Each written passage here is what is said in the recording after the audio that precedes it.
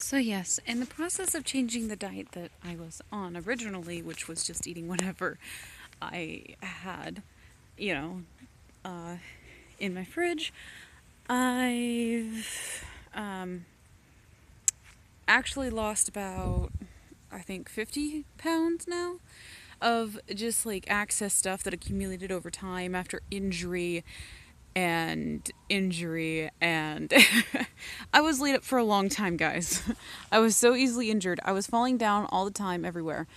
I'd fall upstairs, downstairs. I had constant tendon injuries. I've had tendonitis in my left Achilles tendon. I've almost basically torn a ligament in my right foot. I also broke 3 blood vessels, and that was from walking. Okay.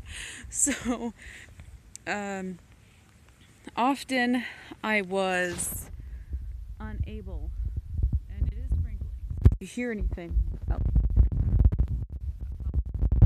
it's because it's sprinkling outside. Is it gonna? But you know what? Uh, and document how I'm doing. I guess we'd call this a vlog, a video log. I don't really like the shorthand of that. Vlog just sounds so weird.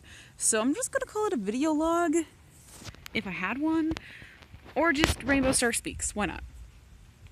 Because that's basically what I'm doing. I'm walking around in sprinkling weather, trying to find lightning that does not exist, and talking to a camera. So might as well tell you guys about me. And if you like, be cool. If you don't, I don't care. I really don't. But yeah, like the new diet. I'm only on like about 1,000 calories a day now. I was starving for a few months, so I lost about 20 pounds in 1 week due to the starvation issue. And I'm so happy that's better because I was scaring myself. Losing 20 pounds in a week, that's not normal. Losing 7 pounds within 6 days is kind of abnormal. You don't just drop the weight that fast with minimal activity. That's impossible.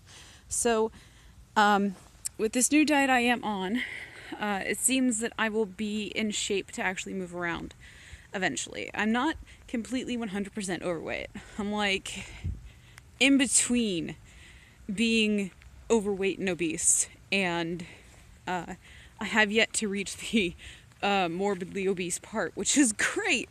I'm glad that I haven't yet reached that point because it's hard. It really is. Carrying around so much weight and excess mass, it's difficult.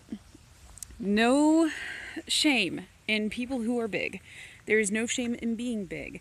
If you guys have health issues like I have been having, if you guys got thyroid conditions, body image to me doesn't matter.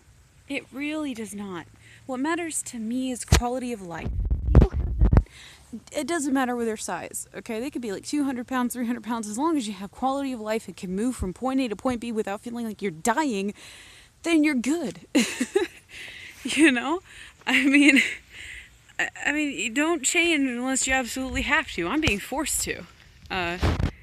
So, on the one hand, it's fantastic that I feel like I can move around. The body mass for me, personally, I couldn't handle it. My body could not handle the excess weight because my tendons and ligaments, they hate me. Like, I rolled over in bed one day, right? It was in the middle of the night. I rolled over in bed, and next thing I heard was snap, crackle, and a pop sound coming from my rotator cuff.